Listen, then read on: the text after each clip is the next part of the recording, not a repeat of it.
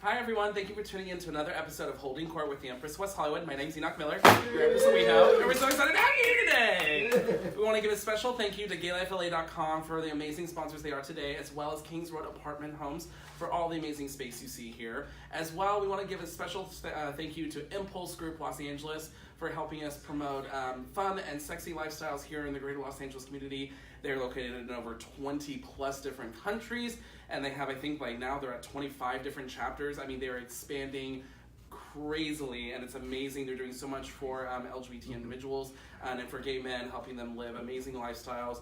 If you need to get tested, if you need services, mental health services as well too, go talk to Impulse Group. It's Impulse Los Angeles. You can go on Facebook, social media, and check them all out as well. Thank you so much, Impulse. We love having you here. And now for our amazing guest, Mr. Doug Spearman. Yay! Oh wow, we have a studio audience. Really just a peanut gallery because they're a little nutty. But Doug is an amazing, actor, writer, producer, director. You think of anything with production, you have done it all and then some. So let's kind of start from the very beginning. We're born in Washington, D.C., but grew up in Maryland. For you, what was it like kind of looking, because East Coast and West Coast have kind of different mentalities. It's night and day difference on all those. LA's a different planet. It is a different planet, for sure. For you growing up, what would you kind of equate as the differences between the two for like Maryland to here? And oh my God. What do you see as the differences between those two cultures that you like about each one? That's a good question, and one I appreciate because no one's ever asked me that. When I was a kid in the 70s, and we would see all these shows like The Partridge Family and The Partridge Family and The Brady Bunch, and they were always going to the taco stand. Do you know what I mean? Like going up to the taco That was stand. where they were going. They were always going to we went to McDonald's, and those kids were always going off to the taco stand. And I was just like, what the hell's a taco stand? You know what I mean? I just had no idea what it was, and it sounded so amazing. The biggest difference, well, there are two. One, the weather. Yeah. Oh, definitely. Hell, if you've ever been through like late January in Maryland, like where everything is like frozen. Like the ground is frozen. Oh, yeah. And all the trees Your car is frozen, the ground is frozen, the water you drink from is frozen. Yeah, well, you haven't lived until you dug out your car. Yeah, oh God, I've been that. And then realize you're standing on top of it. And you're digging. True story. Oh my True God. Story. Was it buried by a snowplow? Was that what it was? No, it was just buried by snow. It was just buried by snow. And wow. And out here, like just winter in LA, like my favorite time is December, January, February. Oh, I agree. I love winter. Because it's that nice little happy medium. It's not too hot, it's not too cold, it's just right. Pre-summer. That's what I like. Pre-summer. It's not quite summer, but it is beautiful instead. Mm-hmm.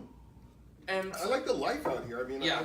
I mean, everything's very busy back east. I lived in Washington, New York, Boston, and there's sort of a buttoned-up 9-to-5 kind of deal. And LA business, you actually work harder here. Okay. Because you're never not working. True. Do you know what I mean? Yeah. Like you get more work done in restaurants and the gym than you do.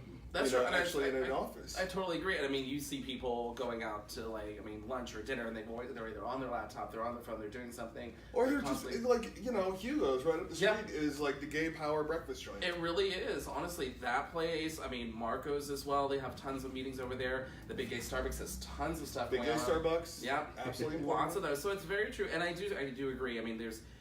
I feel like East Coast, everyone's just on the go, and here everyone's just like working hard and just like pounding 7 away. days a week. Yeah. It's either Monday or Saturday, depending on my mood. And sometimes there's an 8th day involved, which you'll find that out if you live in LA, you'll know what that means. So for you growing up, because you grew up in a fairly conservative household. Well, no. Not at all? I didn't. I wouldn't say I grew up in a conservative household at all. In fact, I think my parents were, I grew up in a really liberal household in a sense that, like, my parents read a lot. Oh. And both my parents went to college. Oh, awesome. And my grandparents went to college. Oh, wow. And I always like to say that the two things that my parents never screwed up for me were sex and religion. Oh, wow. That's good. Yeah. And especially with the religion aspect, too. Well, I was allowed to, and my grandfather, my dad's stepdad, who was my grandfather, was a Pentecostal minister. Okay. And, and when I was visiting them, we were in church 3-4 days a week. Oh, wow. Yeah. I've done that before. I mean, my dad was a Southern Baptist pastor, so okay, yeah. I've been to church every single day almost one time. Yeah. So it's but my parents read a lot, and we had a huge library of books, and my dad was really curious, and so there was politics, and like on the coffee table in our house, there was Cosmo Time, Newsweek, and Playboy. Oh, wow. That was on the coffee table. Party. Yeah. You know what I mean? So but wasn't Playboy back in the day very not much what people think of it as to now? Well, it was a much more, magazines were more literary. Right, You know, like you wanted to be in the there was a joke about reading Playboy for the interviews. Right. The Playboy interview was the most important interview probably in magazines for a long time. Right, and it wasn't until later on that it was like centerfold became the new thing. The centerfold was always there, but it became more about like the airbrush chick rather than the actual interview. Yeah. Right. Well, that's amazing. And then so when growing up, what do you think was one of the most like important things your parents distilled upon you, and that you've kind of carried with you throughout your entire life and career, and what's kind of like either a lesson or just one kind of saying your parents have kind of really, and you've kept with you your entire life, basically? First of all, my parents were CD and Doris. And CD. And nobody called my dad by his first name, except his mother. And that's when he was in trouble, right? Yeah, when he was in trouble. But everybody called my dad CD. And my parents were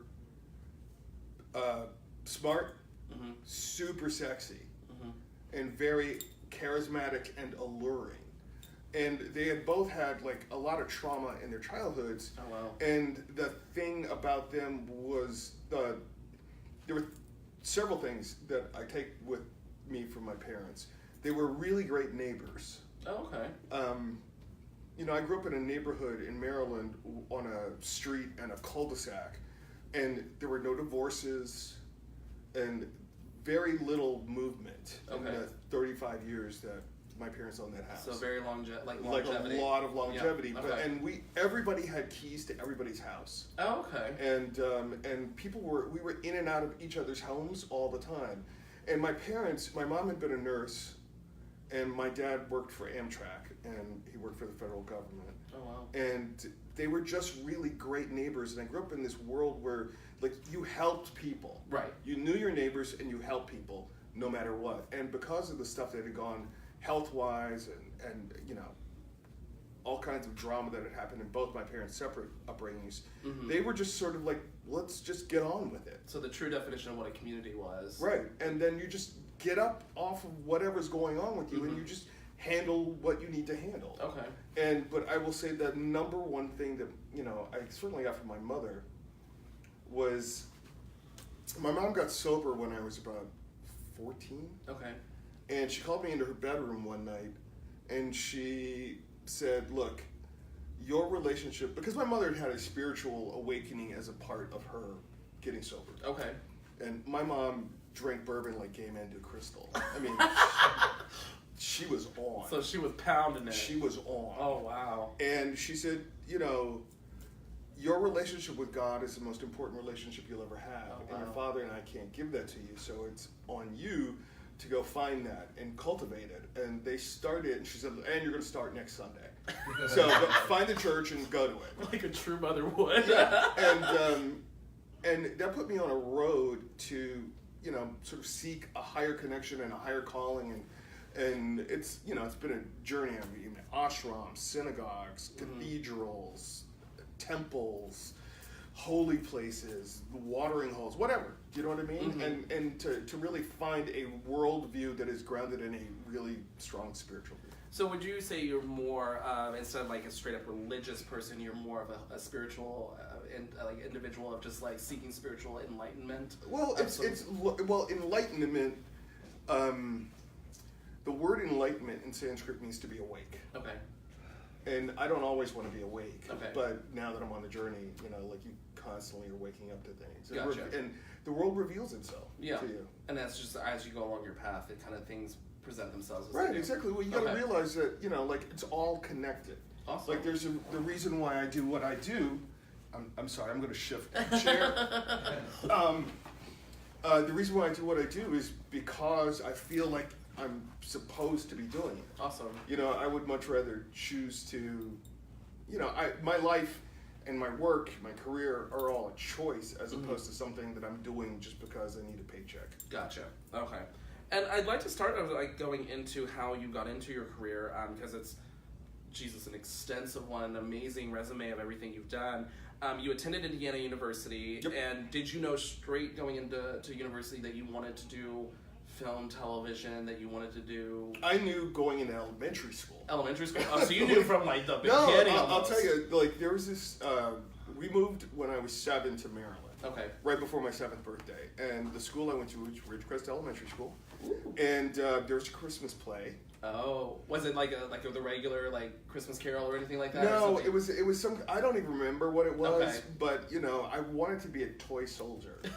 I wanted to be a freaking toy soldier, and Carl Artis beat me out. I'll never forget that. God damn you, Carl Artis! And he beat me out, and I was like third angel from the right. You know what I mean? And I love how you just like specifically remember that, and it's one of your defining moments. It is, but I remember that, and I remember being on stage, and I remember like there was that long silver tinsel that you put on stage, and the colored lights hitting the tinsel, and up on stage and feeling all these different color lights on me. I'm like, this is it. This is it. Career path set. Yeah, it really was. It was from that moment. That and watching The Wizard of Oz. Oh, wow. Yeah, because when I was 7, I remember seeing The Wizard of Oz for the first time. I'm like, whatever that is, and however you make that, I want to be that. Wow. I want to be a flying monkey for the longest time. I mean, honestly, some of those are really, a lot of people just gravitated to those icons like Wizard of Oz, like, I mean, Hello Dolly, like stuff like that. I mean, we're just iconic Seven Brides for Seven Brothers.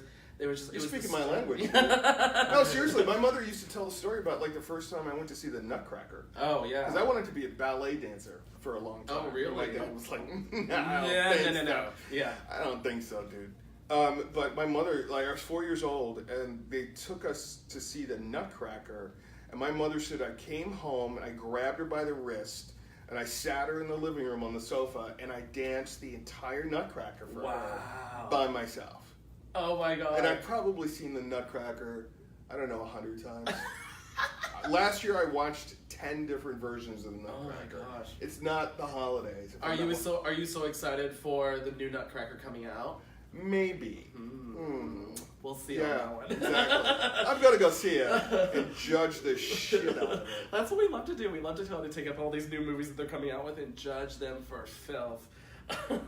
And so when you've got this determination to go and do acting and you want to be on stage, did you specifically go into going like I want to do like camera, television, film? No. Or were you stage like going on and being like Broadway or something like that? So yeah, it was all about Broadway. Okay. I mean I've always loved movies. Gotcha. I would not have done that. Inside, yeah. Yeah. He was so cool. My dad was so cool. I put him, that poor man.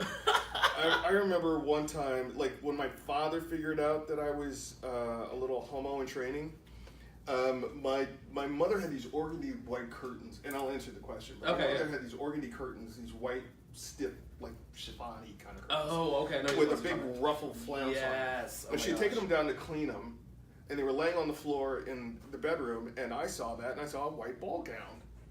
And as one would. As you would. And I remember I wrapped myself in it, and I'm twirling around my mother's bedroom, and I feel like the air change. And I stop, and my dad is standing in the doorway with the most disappointed look on his face. You know what I mean?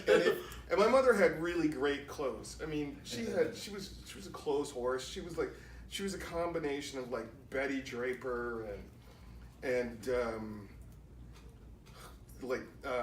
Mary Tyler Moore. Oh, geez. You know what I mean? Oh, yeah. Yeah, she always had really hip clothes. Oh, and I love it. Cocktail dresses and things like that, and really great long nightgowns and robes. The negligee kind of stuff. A lot. My mother loved a good negligee. Okay. And if ever I got the urge to put one on, my father would magically appear as if called by a genie. Oh my god. And he would just. And I remember one time I skipped school. I stayed home from school. And I, dressed up, which is really funny because I don't like doing drag. Maybe it's because I had it burned out of me as a child. That stare burned it out of you.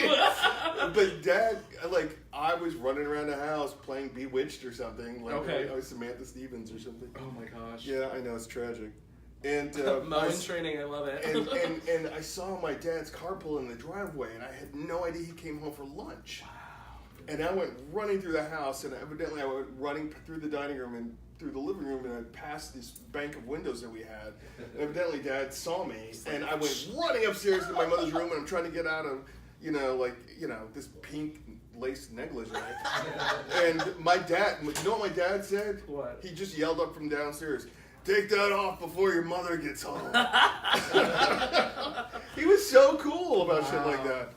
And but to answer your question, like, I wanted to be an actor. My parents were like, "Oh, hell no," because they grew up during the Depression, and so it was all about security, and getting a government job, and yada yada yada, and like put those dreams in a box and stow them away and bury them. Exactly, because you needed to pay bills basically. Oh yeah, to support yourself. I got accepted to the Goodman School of Drama in Chicago. Wow. Without even I was going to be a stage actor. Like, acting for me was on stage, and I knew you could act on TV and I knew you could act in film, but it was really about like being a theater actor.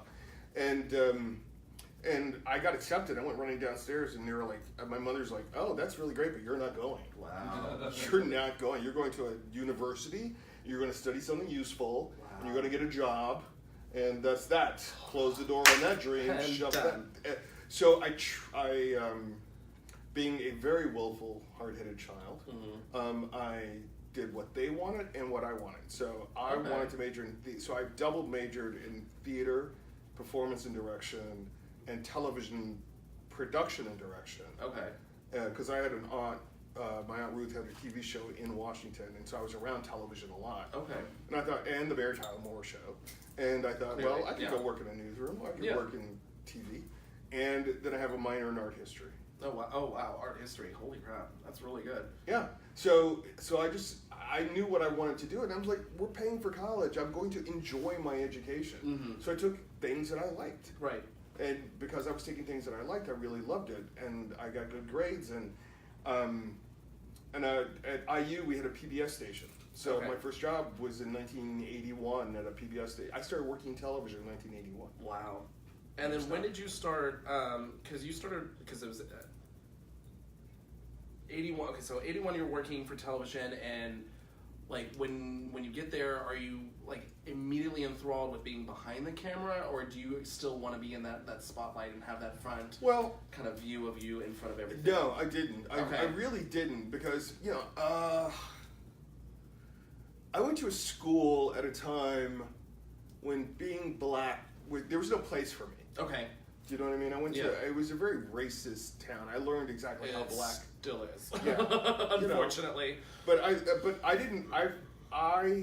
couldn't see myself because I was really allowed to participate, and there were no black kids or students or teachers involved. And so, but I like to be useful. Right. So I learned really great skills behind the camera and behind the set. I did a lot of behind the scene work, and I fell in love with it. And it was 7 years after I got out of school before I really decided to start performing it. Okay, wow. And then back in '83 as well, you had started working for Charlie Rose. Yep. And doing stuff with him on television. What was that like, working with someone as their assistant and kind of really having a hands-on with someone like that in such a prominent Charlie was and is amazing, and he's one of the two most intimidating people I've ever met. No, seriously, Charlie and Aretha Franklin. Oh yeah, Aretha. That's a gift. But Charlie was, and I was an intern at ABC in Washington, and the Charlie Rose show had just come back. Thank you. And the Charlie Rose show was me and Charlie. Oh wow! It was just the two of us. Just the two of you. Just the two of us putting on. And Charlie. Oh, wow. One of the great things that I got from Charlie was Charlie gave me. I was 20. Okay. And Charlie gave me this amazing amount of responsibility. Like, he would say, the vice president's coming in. I want you to take him to the green room, get him some coffee, and sit there and talk to him until I call you on the phone, and then bring him to the set. Wow. So I'd have to talk to the vice president. It was George H.W. Bush at the time. Holy crap. Reagan's vice president. Yeah. And then he'd say, oh, yeah, Peter Jennings, my buddy Peter Jennings is going to be on the show today, so you got to talk to Peter. So I was 20 years old, and I was talking to people like, I would have to sit and make intelligent conversation with George Bush and Julian Bond and Peter Jennings and so like major people. So I can talk to anybody. Yeah, and then there's also Colin Powell as well. All these amazing greats that were out there at the time, and what so do you think really that Charlie helped instill upon you just this ability to kind of just meet at that level already? Mm-hmm. Before again you're already out in the spotlight, before you're doing anything like that. You're already operating at this level of excellence. Well, you had to. You were. I mean, Charlie once woke me up at 5 o'clock in the morning, because we would tape the show, and then Charlie would take the tapes home and watch the show. Okay. And he called me at 5 o'clock in the morning. My mother's like, "Charlie Rose is on the phone for you," and I was like, "Hi, Charlie," and he was screaming at me. Oh my god. Because Charlie had his forehead was shiny up here. Oh, okay. And he's like, you should have come down and stopped this show. You should have come down to stop the show and told me to dust my forehead. And I'm like, Charlie, you were talking to George Bush. I'm the intern. I'm going to stop the show. He's like, yes, you see anything like that, it's your job to stop it and make it right. Wow. So he put a ton of responsibility on you for that. Holy crap. And that's kind of what really launched you into everything else. And then I love that you brought up Aretha, because you did the documentary with the Queen of Soul, Aretha Franklin. Yeah, and I just found some footage of that. Oh, you did? Yeah, I posted it on my Facebook page. I've been looking for this. So I got hired to produce and direct a documentary. Right. And this was in 2007, roughly. Yeah, exactly. Somewhere around that time. And so I spent a day with Aretha Franklin, and one of the greatest memories of my life was I did it in a recording studio in Detroit. Okay. And we wanted her to play, and she has a very specific piano that she'll only play this piano. Is it just a brand, or is it No, it's the piano. Oh, okay, it's the piano. It's the piano. Wow. And it's always kept in storage, and wherever she goes, wherever she went, the piano would go. Travel with her. Yeah. So I had to have this piano moved into this place, and so it was me, 2 cameramen, and the guy that ran the studio, and Aretha and she's playing for me and talking to me, and I'm talking to her, and she's like going, no, I don't want to do that. I don't want to do that, but I'll do this. And it was amazing, and we had shot it with 2 cameras, but I forgot that there was somebody else evidently from the studio who had a camera and was shooting sort of behind the scenes. Yeah. Yes, okay. And I'm sorry, I have a lash going in my eye. It's driving me nuts. And I just found 10, 11 years later, somebody sent me a note on Instagram saying, hey, I just saw you in a studio with Aretha Franklin. I'm like, where'd you see that? Where is it? And so I found it, and it was on YouTube, and so I posted it. And it's me, literally, in just me and Aretha and these 2 camera guys. Oh my gosh. The closest I've come to that was interviewing Martha Wash, which that was heart-stopping, so I can only imagine. And she's an intimidating person. She was really intimidating, and I'll tell you, I was sitting right across from her, knee to knee with her. Wow. And I had done all this research on her, and she's like, no, that's not right. That's not right. That's not right. And I started to sweat. Uh-huh. And luckily, for some reason, the sweat started right here and rolled backwards. Thank God. Because I was like, oh my God, this one's putting me through my paces. And thank God you looked so perfect in that shot. Yeah, I was just thank God it's rolling backwards. I was like, oh yeah. That is so funny. And she's brilliant. She's brilliant woman. And it was an amazing documentary. And then afterwards too, the Directors Guild asked you to do a film entitled Pirates 3.0. Yeah. Right after that as well. Yeah. And so when you're starting to get all these more directing and film operations to do all that. I had been a director. So when I got out of college, like I said, I didn't start acting until 7 years after I graduated. But you're starting to get But I've been directing commercials and writing and producing and directing commercials since 1986. Yeah. And then when I moved here in '91, I started directing at CBS. So what I'm wanting to see is what the difference was between directing for an actual film or a documentary, besides doing it for just like you said, doing for promos and promos, trailers, all that stuff. Was there a difference in the directing style you had to take, or your approach, or was it all kind of more or less it was very similar? It's all very similar. Okay. I mean, and I'll tell you why, because at some point you just learn how you do things. Gotcha. You know what I mean? And I've always been lucky where I was lucky to start directing on film. Okay. Back when before digital. Oh, wow. Okay, so all the commercials that I directed were on film, and then they were transferred to a medium that you can show in television. Okay. And so I had to learn a style, I had to learn what to do in a day, I had to learn how to be very specific about it. And then you have to learn how to deal with every actor that you're in front of. Okay. Because it's all very, very different. Every actor is very different. You gotta learn their quirks. It's kind of like learning how to deal with, like, it's not that different from being a vet. Okay. Do you know what I mean? And in the vet, by that, what I mean is, like, every dog is different. Right. You know, some dogs will snap at you, and some dogs will, like, show you their belly. And we'll go on with that one, #casting couch. But you've worked out with, you've worked also just with so many, you've worked with the ABCs of every network here in television and film, from ABC to like CBN, NBC, UPN, SoapNet, BET, Logo TV, and then E Entertainment Television. I mean, you have done it all. Through each one, do you find that kind of like the description roughly stays the same, or is like each like studio so specifically different? Yeah. To what? So it's like night and day. Well, it's not night and day different, but every place has its own culture. Gotcha. Do you know what I mean? Yeah. Some culture, like at ABC, which is owned by Disney, I mean, you're always called a castmate. Oh. You're like, dear castmate. Like, all your emails from corporate are called, dear castmate. Yada, yada, yada. Do you know what I mean? Okay. So it's a very, like, they treat everything like you work at Disney. Gotcha. When you work at ABC or SoapNet, you're like, dear castmate. Really? And Okay. cast member. And so you're treated like a Disney employee. Oh, wow. Comcast E is very hierarchical. Okay. Do you know what I mean? So it's very corporate structure. Got it. So like boss. And sometimes there's 13 bosses. Yeah, I've been there with a couple of those before, where it's just like and a billion of them up there. UPN was very hands-on, and it was very small when it was the United Paramount Network, and that was very small. BET, when I worked there, was 20 of us in a room. Wow. And so, did you like it when it was more of an intimate group than it was a kind of a bigger corporate, or did you like them for different? Okay. Well, I liked them for different reasons, Gotcha. but yeah, I mean, they were also very different times. Right.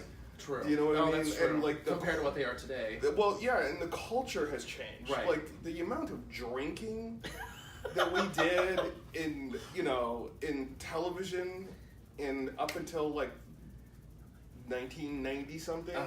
I remember when I first worked at CBS. I remember I could smoke in the edit room. So Mad Men is true. It's total Mad Men. Oh my God! I would go out for lunch because because I worked in advertising and marketing. Right. And so we would have to take clients out for lunch. And I remember like martini lunches. Wow. Oh, so that literally was a thing of martini lunches. Oh yeah, 3 martinis and then I was really? Oh yeah, I remember having to lay down on the floor of my office a couple times because I was like, I can't do this. And I was in my 20s. Wow. Oh yeah, I totally remember I remember smoking at my desk.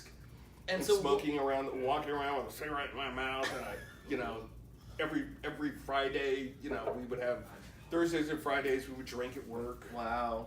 And what would you say is like the biggest? Obviously besides the drinking, but what would you say this is the biggest distinction you see between working back probably in like the early '80s to working now today in 2018?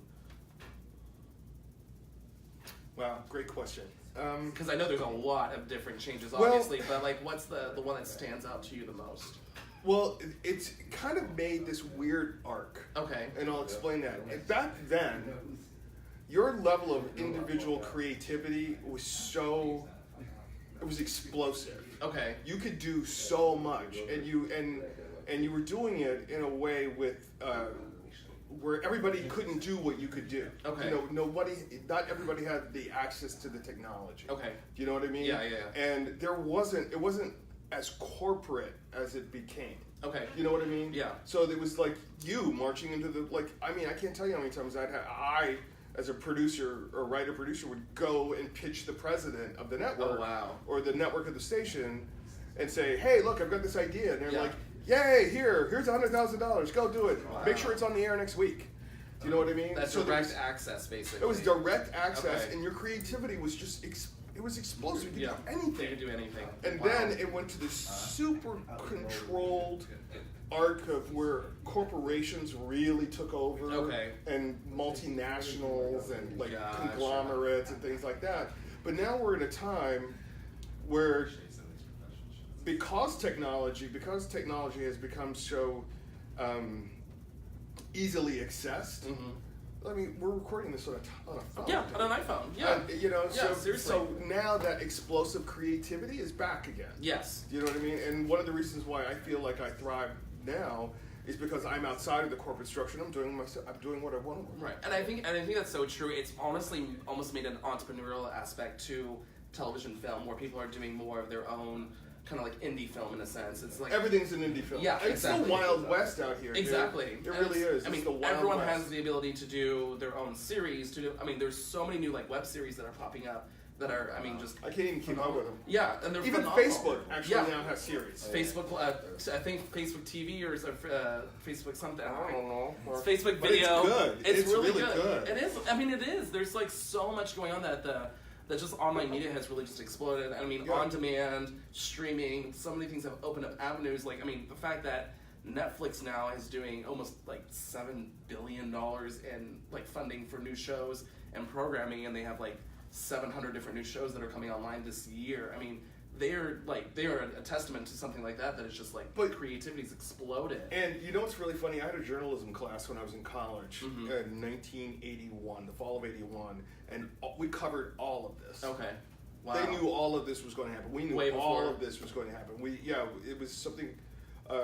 Because there was an experiment in Ohio, believe it or not, in the '70s. Oh wow. Where they experimented with this kind of deliberate and personal communication where you would pick the news that you wanted to read. Wow. And I was like, nah, that's going to be terrible.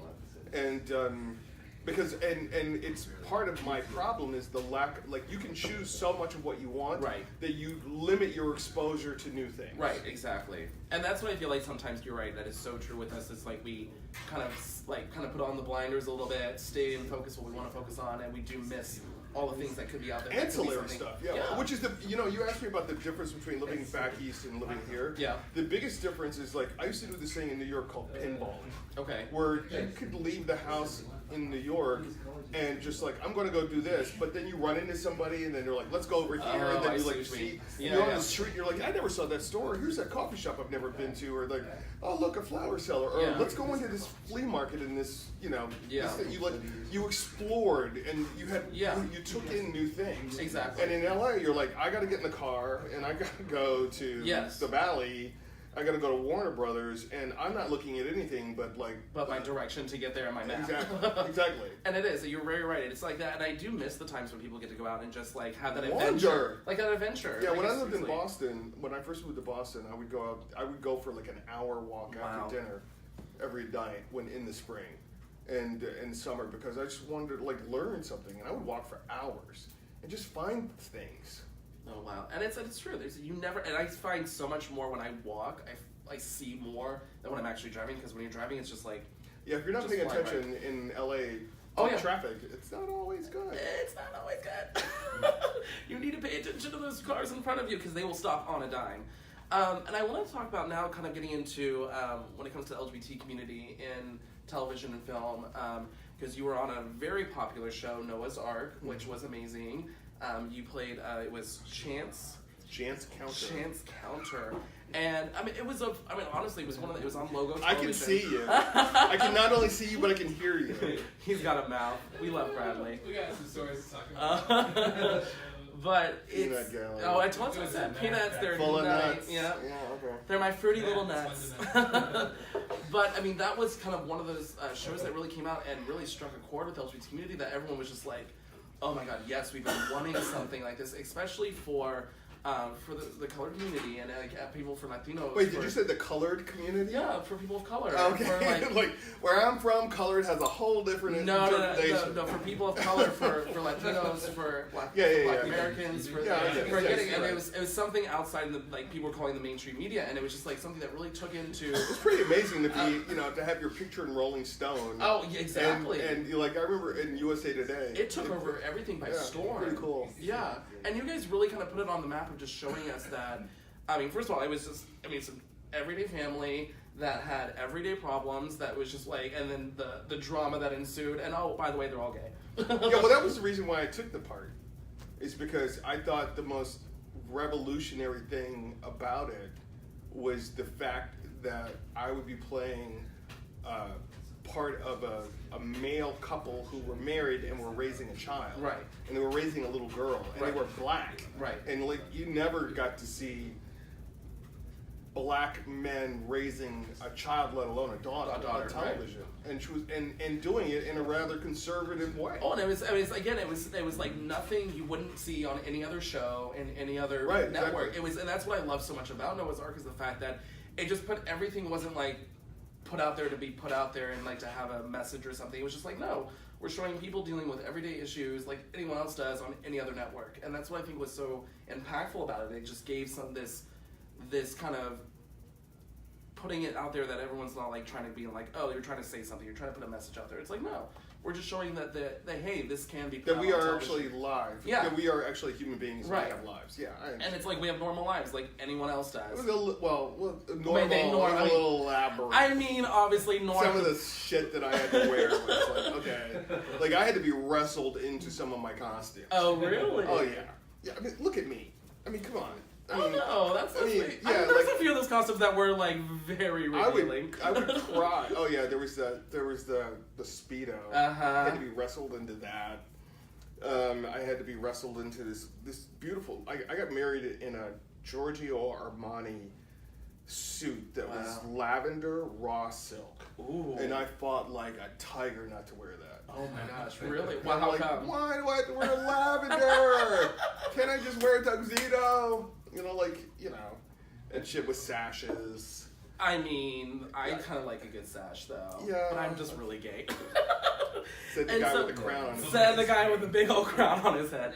And when this project was presented to you, you were just immediately like, yes, I want to do this? Or did it take you a minute to read through the script and like, when he said, did you have like this character picked out? Or how? Well, I actually read for somebody different. I read for Ricky. Oh, really? Yeah, I read for Ricky, and in my original, if you actually want to see my original audition, it's on the DVD extras of season 1. Okay. Like all of our auditions, I don't think Daryl's audition is there, but I read for Ricky, and then I read for the guy that would become, the character who would become Chance. Okay. And my idea of I was completely wrong about what Noah's Ark was. I thought it was a lot grittier and real. Okay. And, I think I'm a little closer to Ricky than Chance. Okay. And I can see that. I could actually see that based on your personality personally. Besides that, okay. So I was like, yeah, I want that one. Then they were like, read Chance. I was like, okay. And I didn't get it. I wasn't casting the show. Yeah. And Patrick told me that when I was giving him a ride to a dinner party.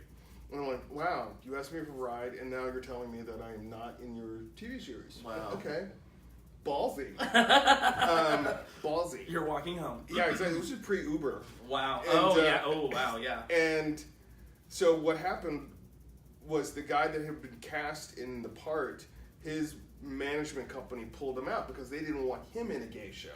Oh. And Patrick was starting to shoot the short and the preview shows. Like we're supposed to do like a series of episodes. It was only going to be on the internet. Okay. And you like see a preview, buy a DVD, we mail you the DVD, use that money to do the next show. Okay.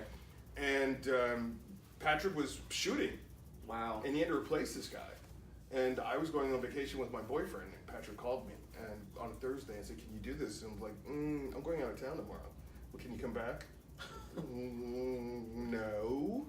I'm going out of town with my super hot boyfriend. And Josh and I flew to New York, and by the time I got off the plane, there were 3 missed calls from Patrick. Wow. And he had explained the character, and I was like, you know what?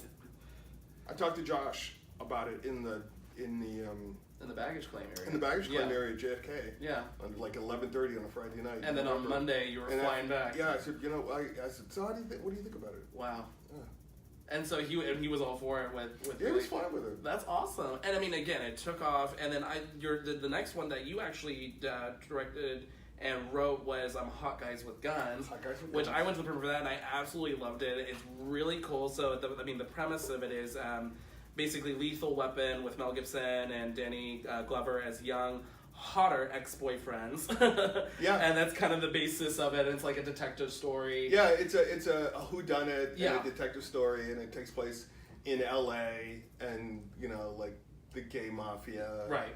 And this poor guy who wants to be an actor who's studying to be a private detective because he wants to play a private detective. And his ex-boyfriend is an A-gay who goes to a lot of sex parties and gets in trouble. And together they solve a crime. Together they solve a crime. And it's funny, too, because you actually, at one point in your life, wanted to be a private detective. Absolutely. And who was it that kind of deterred you from Nobody from really that? Deterred me. I think it's just that I just, I had a college education and I was going to do something with it. I was like, it was always that thing in the back of my mind. And literally it's still, like, my fallback thing. Like, I think about, like, I actually had a conversation with myself a couple days ago about, like, you could still go to PI school.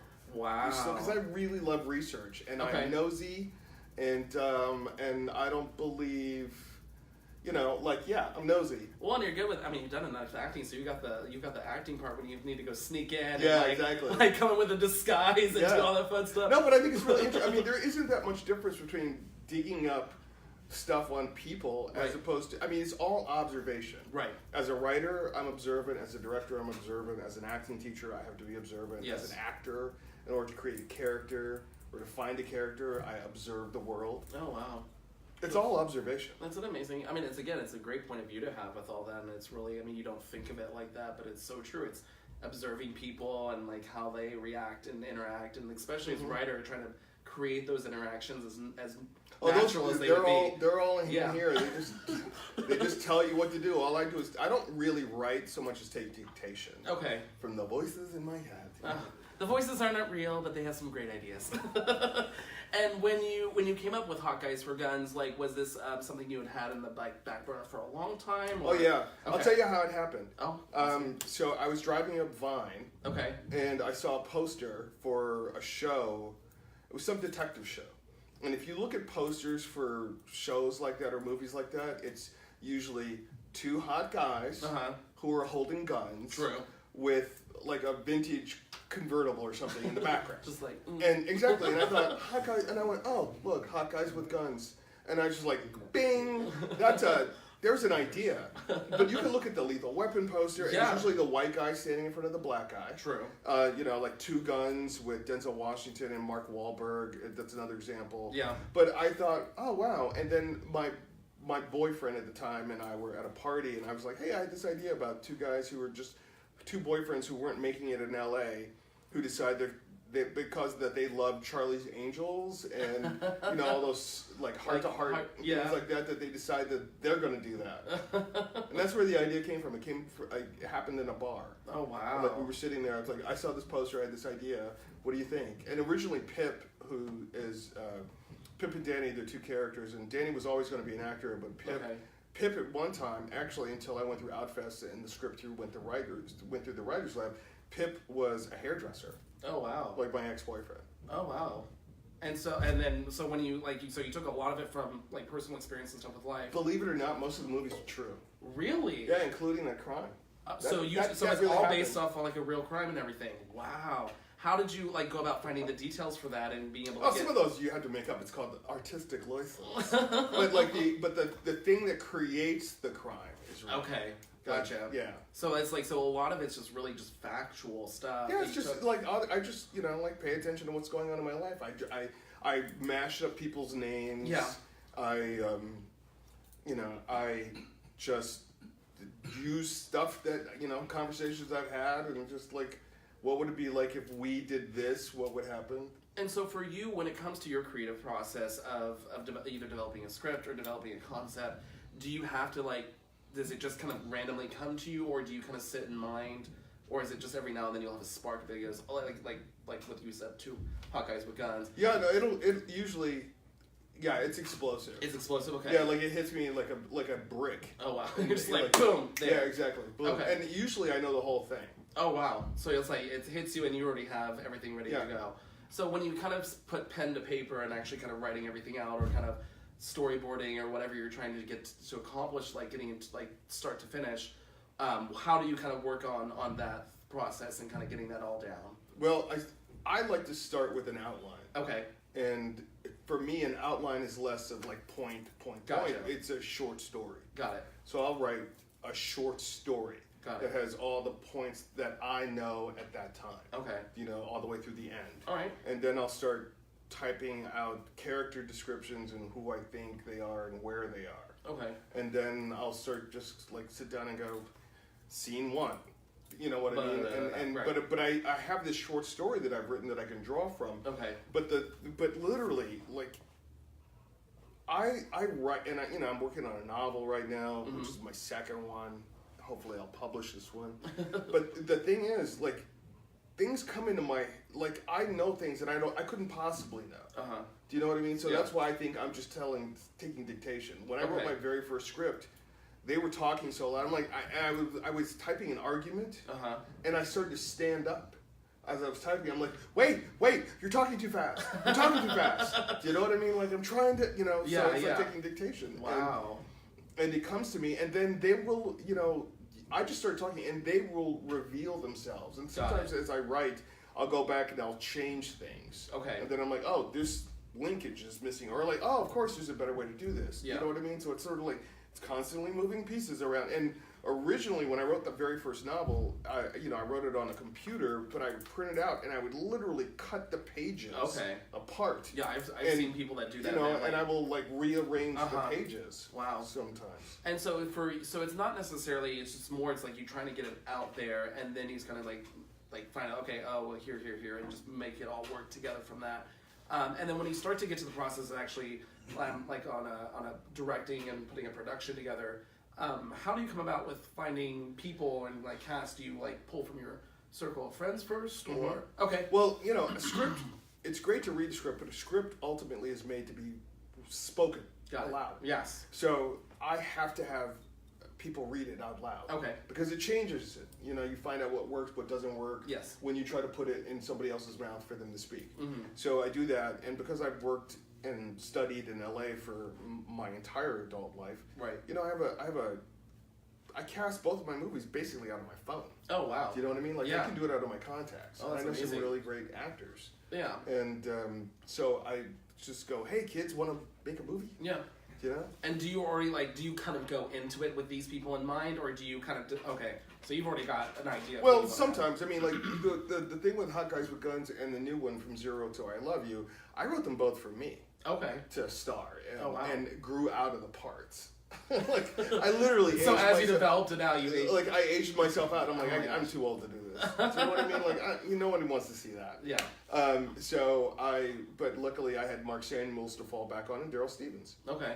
And they're perfect. They're wonderful in the roles that they're playing. And I really like directing. Yeah. I really like directing, and my acting teacher is really on me to put he's like, because he knows who my role models are. My role models are like Laurence Olivier and Orson Welles, Kenneth Branagh, and Ozzie Davis and Woody Allen. Oh, wow. And the thing that they all have in common are that they're writer, director, actors. Yeah.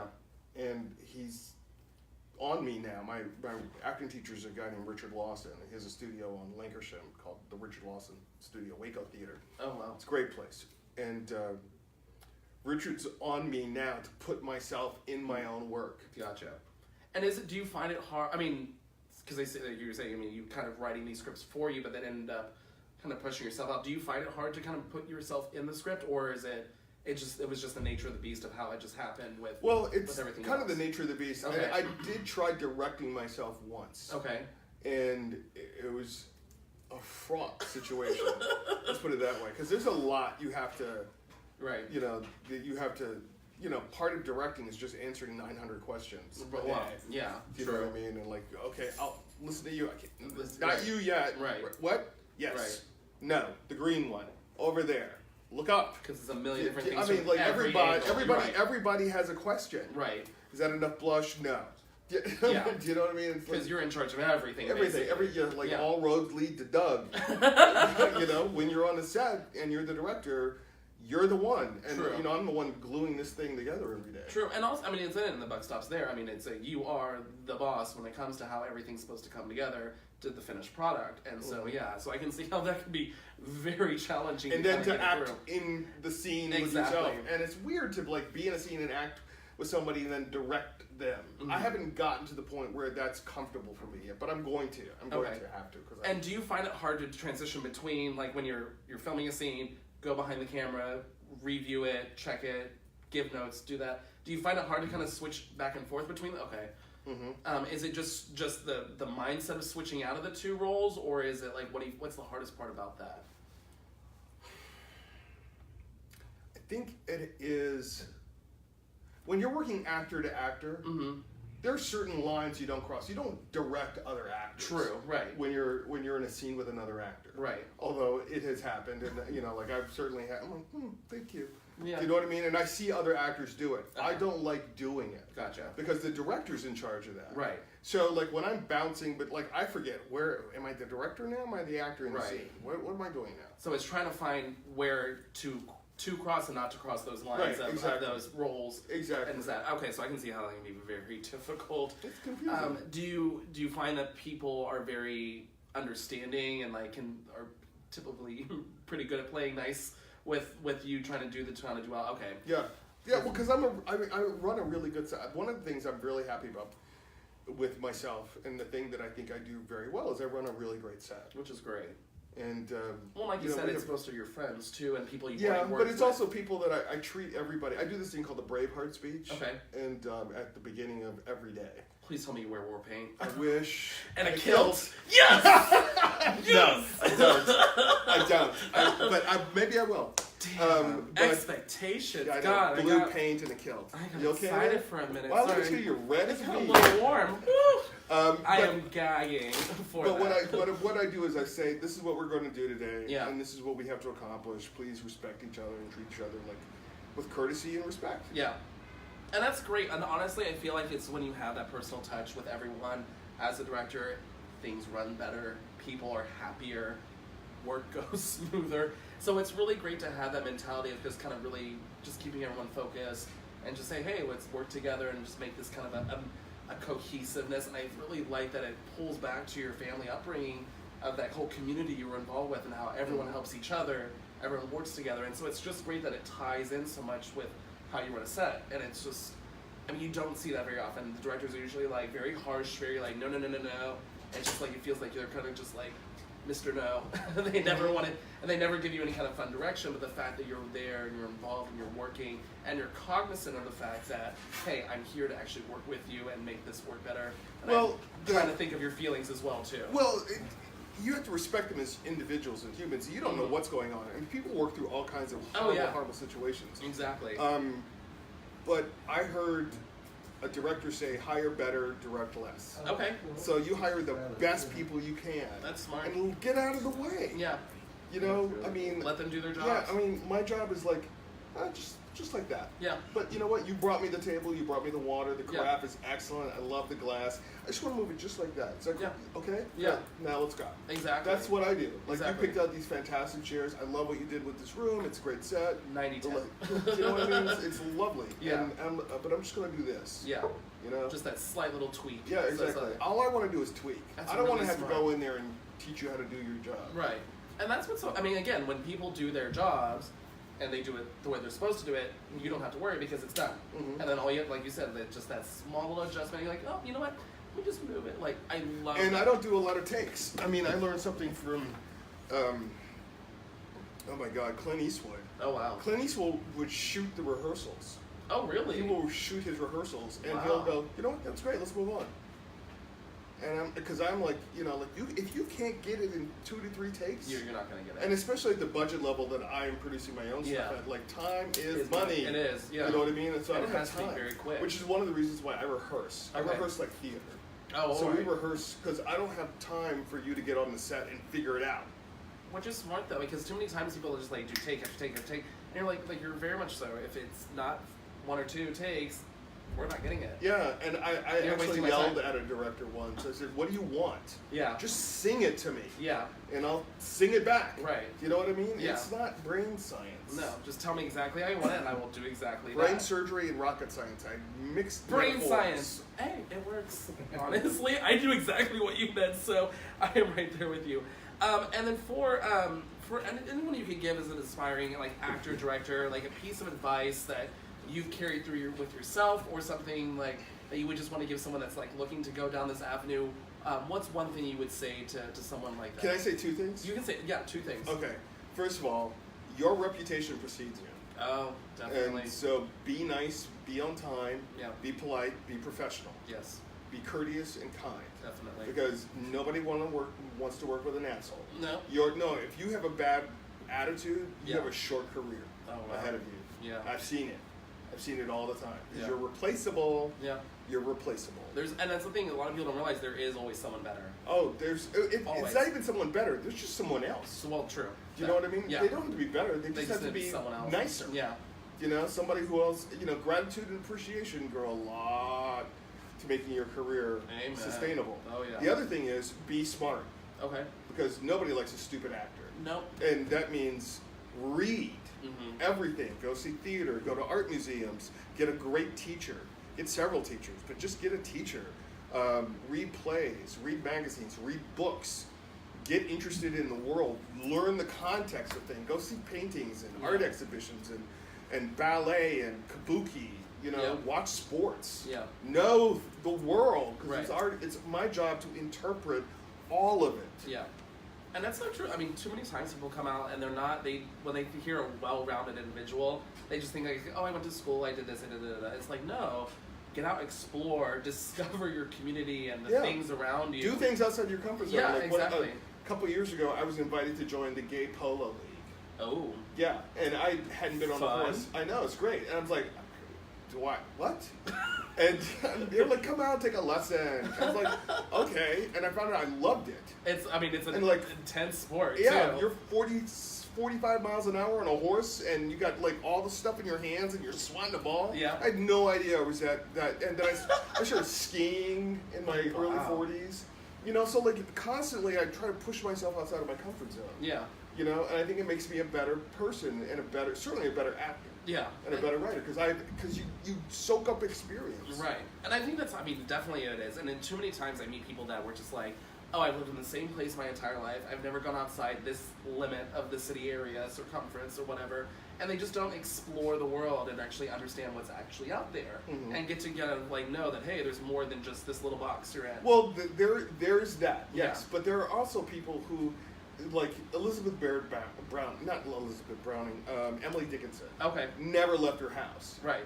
After a while, she just never left the house. I think you either explore I'm much more interested in exploring the world and doing that. Yeah. But there are certain people and certain artists in particular who are very internal. That's true. Who go and mine the human soul and the human heart in a way that I don't necessarily always do. Yeah. Do you know what I mean? But it is like you said, though. I mean, you can go and travel the world through books, true. Mhm. And there's so many things you can read that would take you to all these other places that could almost do the same thing. So I do agree. You don't necessarily have to get out physically to, right. But to do all that. But you have to have an open mind and Right. an open heart. Exactly. No, that's definitely, and seriously, great words of wisdom for that. And seriously, everyone, it's just don't take yourself too seriously. Have fun. And Wear pink shoes. Wear these amazing pink shoes, which I'm going to steal off of him later because those are so cute. So he's the one home with no shoes. But Wouldn't be the first time in West Hollywood. I will get that Abby story from him later, or Fubar, whichever one came first. It's probably Fubar. It was probably Fubar. Doug, we want to Do you know what thank Fubar means? Fucked up beyond all reason. Yes. Yeah. And it's funny because someone used it with me in a sentence the other day, and I totally knew what it meant, and I didn't think the bar. But no, Doug, thank you so much for coming in and spending Thank time you. with us today. It was a pleasure. It's so much fun getting to know more about you and everything you do and the amazing work you've done. You can check him out at Doug Spearman across social media and go segment that. So it's DOUGSPEARMAN. And also, do you have a website? I couldn't. No, not right now. Okay, not right now. Okay, good. Because I couldn't find it. I was like, so social media, Doug Spearman, and we wanted to give a special thank you to GayLifeLA.com, as well as Kings Road Apartment Homes and Impulse Los Angeles. You can go to impulsela.org and find out all more information about them. So thank you guys so much for tuning in. We'll check out next week. Bye. Bye.